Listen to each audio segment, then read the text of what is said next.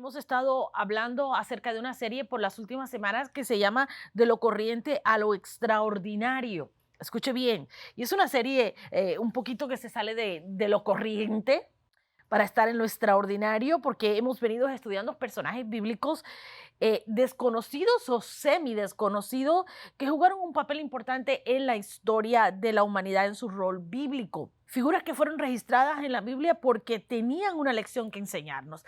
Y ellos hicieron algo, actuaron de cierta forma que dejaron para nosotros un legado. Y ese legado es importante. Usted y yo debemos conocer ese legado. Así que empezamos a ver el caso de Cifra de Fua, las parteras que Dios usó para preservar la vida de los niños varones judíos que nacían en Egipto.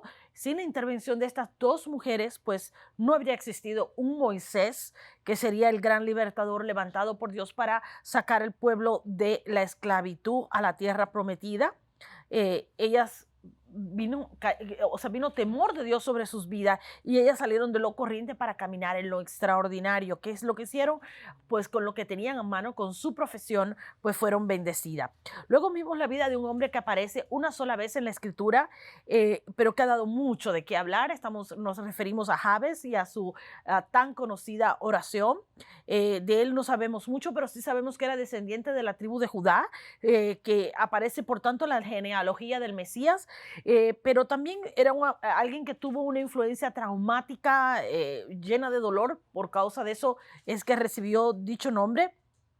Sin embargo, dejó un modelo de oración que para el creyente que es extraordinario, porque le permite al creyente saber a lo que tiene derecho al ser un hijo de pacto, que puede ir a Dios, que puede pedir, que puede clamar a Dios y puede pedir bendiciones. La escritura afirma que fue el más ilustre de sus hermanos, porque no solamente él nos dejó ese modelo, sino que la usó para sí mismo, y al igual que las parteras, él fue bendecido.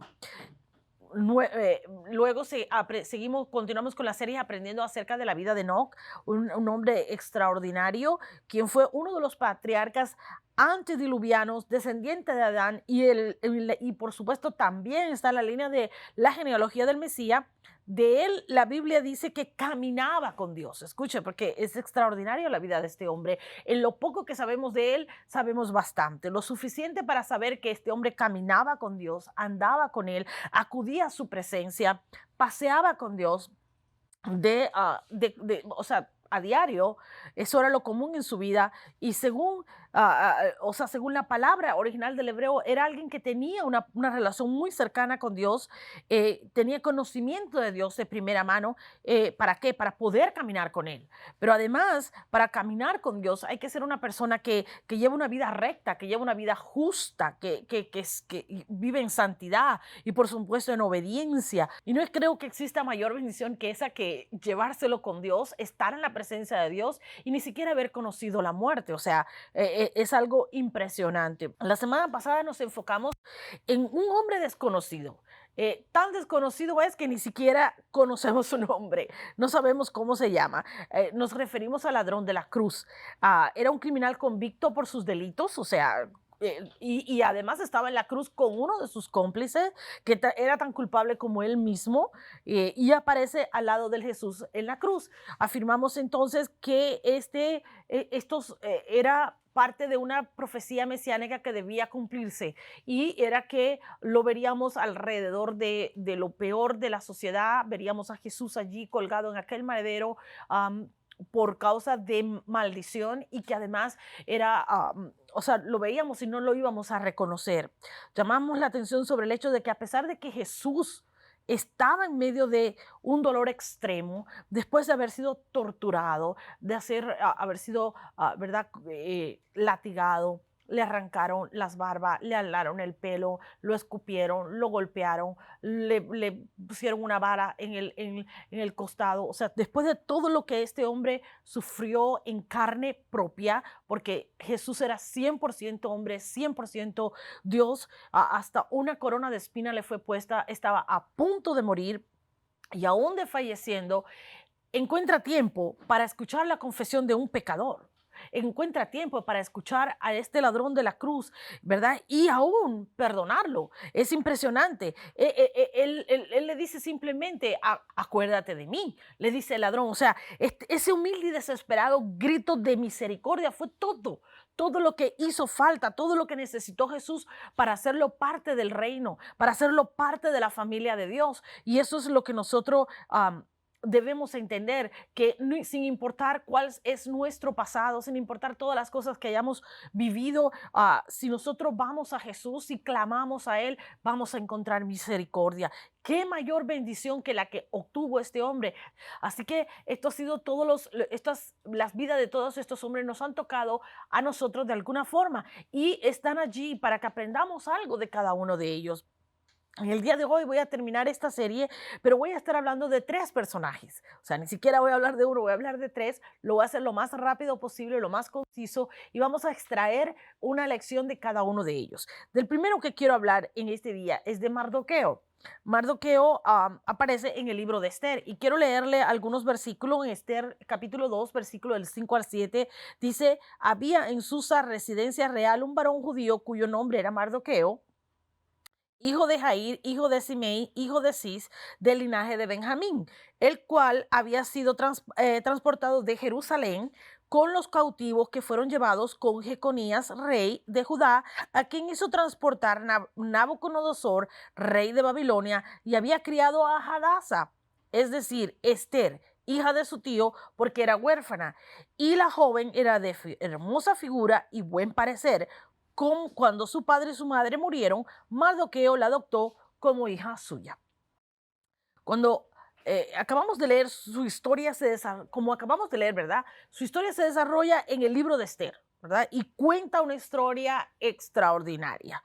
Él era el primo y el padre adoptivo de Esther, porque vimos que ella era huérfana. Y a pesar de que cuenta la historia de esta mujer que era, pues ya vemos que era extranjera, era judía, era esclava, vivía en cautiverio, vivía en Persia, donde los judíos eran perseguidos. Aún así, vemos que esta mujer, ¿verdad? La historia de cómo ella llega a ser de eso tan terrible, llega a ser la reina, llega a sentarse en el trono de la reina. Y es una historia extraordinaria, ¿verdad? Porque Mardoqueo en este libro simplemente cuenta la historia de este cautiverio, cuenta la historia del pueblo que sufría esclavitud, pero como Mardoqueo, que está aquí, orienta a Esther, sabe cómo hacer las cosas para orientarla, para que ella pueda llegar a ser esa reina de Persia. La historia es sumamente conocida, ¿verdad? Mientras se exalta por una parte el papel que desempeñó Esther, dejamos muchas veces a un lado la intervención de Mardoqueo. Simplemente usa su sabiduría, usa su inteligencia para guiar a Esther, para situar a Esther en una posición de que pudiera ser la que, ¿verdad?, sacara la cara por el pueblo de Israel. Y es precisamente lo que hace. Él descubre un complot para matar al rey y él va y simplemente y le dice al rey, oye, te quieren matar y ayuda al rey. Esto más tarde va a servir en ayuda suya.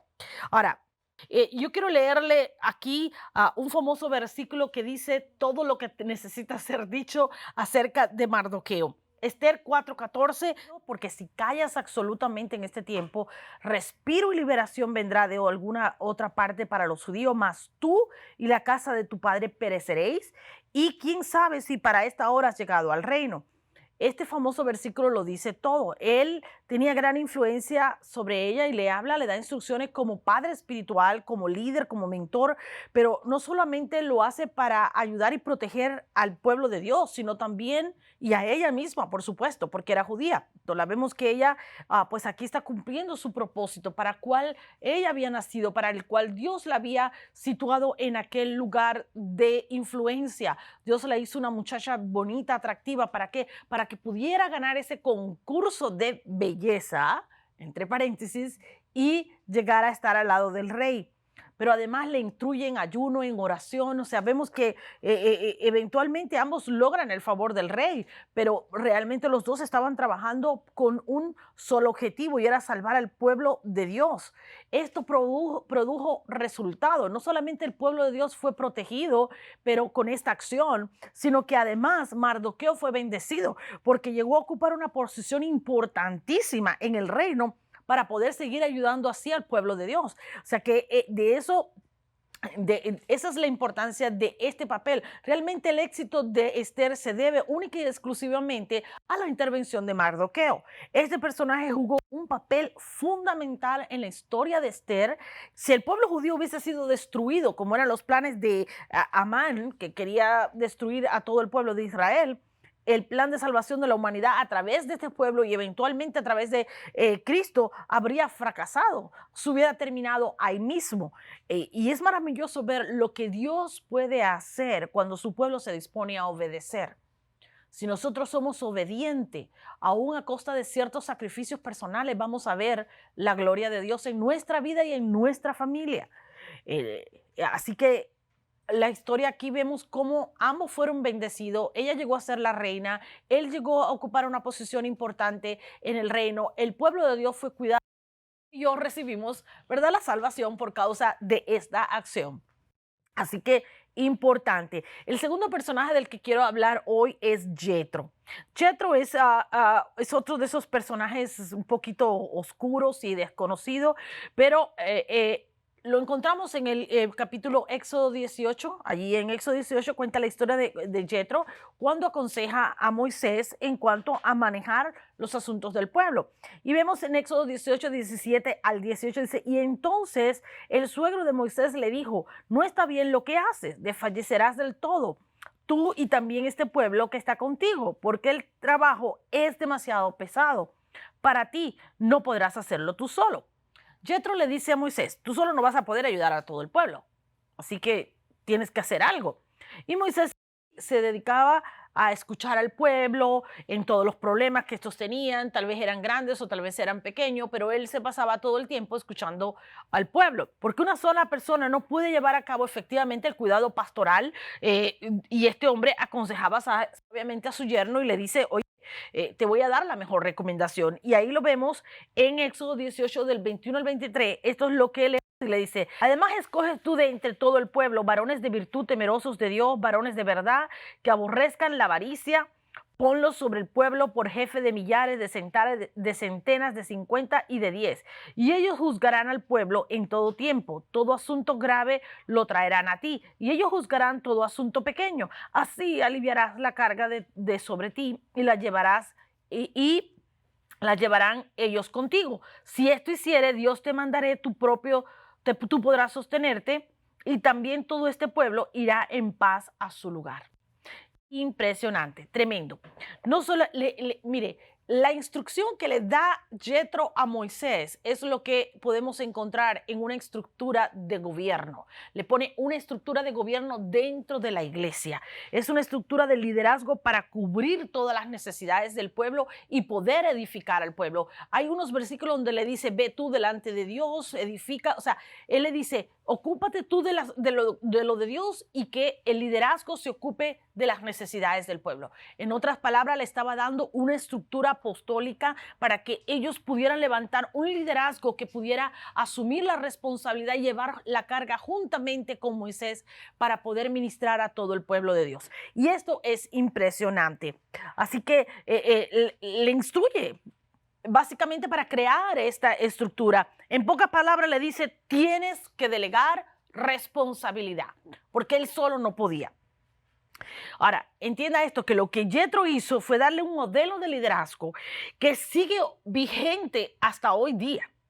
No solo en la iglesia, no solo en la iglesia se usa este modelo de liderazgo, sino también en cualquier estructura de negocio, en cualquier compañía, en cualquier organización del mundo. Aún hasta los mismos gobiernos siguen, en todas las naciones del mundo siguen usando esta estructura que fue establecida allá en el Antiguo Testamento por Moisés, siguiendo los consejos de su suegro. Ahora, dos cosas caben señalar aquí. Primero, la sabiduría de Yetro, que pudo ver desde afuera lo que estaba pasando y le pasó la sabiduría a su yerno. Segundo, la humildad de Moisés para a pesar de su condición de indiscutible de líder, que era la persona escogida por Dios, pero supo escuchar y aceptar los consejos de su suegro. En este caso, Moisés fue bendecido porque se redujo la carga de trabajo y se podía desempeñar mejor en sus funciones como líder. Pero además, el pueblo también fue bendecido. ¿Por qué? Porque obtuvo un mejor cuidado pastoral. El pueblo de Dios necesita cuidado pastoral. El pueblo de Dios necesita que repartamos la carga, que levantemos líderes de buen testimonio. Fíjense que aquí habla de qué clase de líderes debían ser levantados, líderes de buen testimonio para poder suplir las necesidades del pueblo. Y esto es importante que nosotros lo tengamos en cuenta hasta el día de hoy, ¿verdad? Tenemos que tener mentores, tenemos que tener líderes, gente que esté cuidando y que esté cubriendo las necesidades del pueblo para que ellos puedan ser bendecidos. Amén. Y por último, vamos a hablar de Josías. Esa es la tercera persona que tenemos, pues, que hemos considerado en esta serie de lo corriente a lo extraordinario. Y quiero leerle Segunda de Reyes, capítulo 22, del 1 al 2. Dice, cuando Josías comenzó a reinar, era de 8 años y reinó en Jerusalén 31 años. El nombre de su madre fue Gedeida, hija de Adaía de Boscat, e hizo lo recto ante los ojos de Jehová. Y anduvo en todo el camino de David, su padre, sin apartarse ni a derecha ni a izquierda. Este fue un rey muy importante porque hizo grandes reformas para Israel. De hecho, fue el último rey de Israel. Después de él, el reino se dividió. Pero este hombre hizo grandes cosas, grandes reformas para Israel. Él comenzó a reinar a la edad de 8 años. Pero para la edad de 18 años ya este hombre estaba restaurando la casa de Dios. Dice que la casa de Dios debía ser restaurada, el templo de Dios, y él asigna una cantidad de dinero para que la casa de Dios fuera restaurada.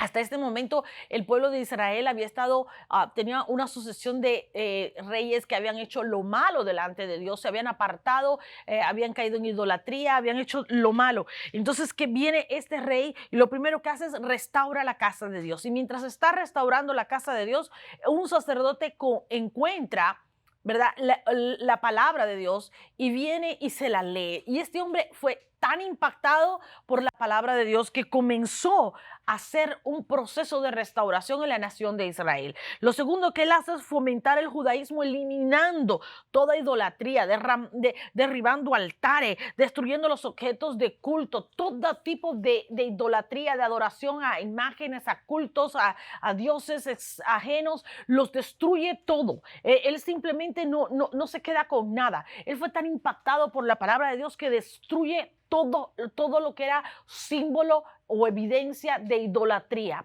en Israel.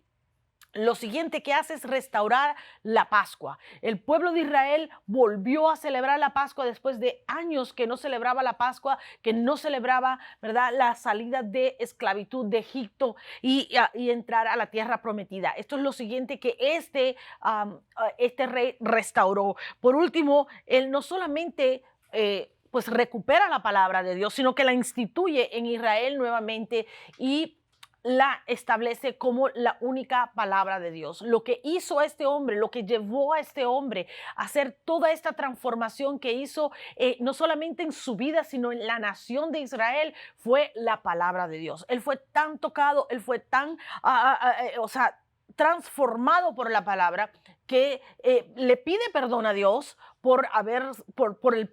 se pone en posición de rey delante de la nación de Israel, le pide perdón a Dios por el pueblo que se había apartado de adorar a su Dios, de exaltar a su Dios y pues la instituye como la única palabra real y verdadera. Existe una gran evidencia arqueológica que demuestra y confirma la existencia del rey Josías. O sea, hay evidencia arqueológica. Además, se han encontrado sellos. Y cuando hablamos de evidencia arqueológica, es que en el libro de En este libro de Segunda de Crónica aparecen, cuando se habla del reino de Josías, aparecen ciertos nombres y se han encontrado sellos, se han encontrado monedas, palabras, escrituras en las cuales aparecen los nombres de estas personas que están en la escritura. O sea, no aparece exactamente el nombre de Josías, pero aparecen los que estaban trabajando con él, un escriba, ciertas personas. Hay como 3 nombres que aparecen, que han sido encontrados. Incluso las últimas evidencias se encontraron en el 2019, donde aparecen específicamente evidencia no solamente de que Josías existía, sino que en aquella época era muy común que en todos estos sellos y estas escrituras que se encontraban incluían estrellas y una luna, porque eran, por causa de sus creencias idólatras, se supone que esto era lo que ellos aparecían, pero en lo que ellos han encontrado no hay ninguna evidencia de nada de esto. Simplemente aparece el nombre de Josías y no aparece estrellas, no aparece luna, lo cual es una evidencia que confirma que él verdaderamente destruyó los altares y que instituyó la palabra de Dios y un solo Dios, ¿verdad?, en Israel y rompió todos los demás. Esto es importante. Se supone además que recopiló y escribió el libro de Deuteronomio bajo el profeta Jeremías. Esto se confirma en el libro de Jeremías y su contribución es entonces importante porque es que devolvió la palabra de Dios al pueblo y le dio su lugar a Dios en la nación de Israel. Además, esa palabra fue conservada hasta nuestros días. O sea, que realmente la importancia de este hecho es que sin esta intervención de Josías, la palabra se hubiera perdido porque estaba escondida, perdida en el templo, y él la sacó, la instituyó, la volvió a establecer, y por eso esa palabra ha llegado hasta nuestros días. Y usted y yo podemos tener esa palabra, que es una palabra que da vida, es una palabra que es espíritu y es vida, que cambia, que transforma, que levanta, que destruye el desánimo, que levanta la fe y que nos hace, pues, caminar en nuestras alturas. Esto es lo que hace. Esa fue la bendición mayor que produjo la intervención de este rey en Israel. Usted y yo podemos ser uno de esos que sale de lo corriente, de lo común, para vivir en lo extraordinario, simplemente obedeciendo la palabra de Dios, conociendo la palabra de Dios, caminando con Dios, yendo a la presencia de Dios, creyéndole a la palabra y creyéndole a lo que Dios, a esos mandamientos que Dios nos ha dado. Es importante, ¿verdad? Porque ese papel relevante que ellos jugaron hace siglos atrás sigue siendo relevante hoy día. Y la razón para ello es porque lo que ellos hicieron ha tocado y ha trascendido. Pero usted y yo hemos sido beneficiados con esas historias. Tú y yo podemos hacer lo mismo. Y tal vez tú dices, pastora, pero ¿cómo yo voy a hacerlo? Simplemente cuando tú le abras la palabra de Dios a alguien, cuando tú permites que alguien sea bendecido por medio de tu oración, oras por esa persona y es sanada, tú estás cambiando el curso de la historia de alguien.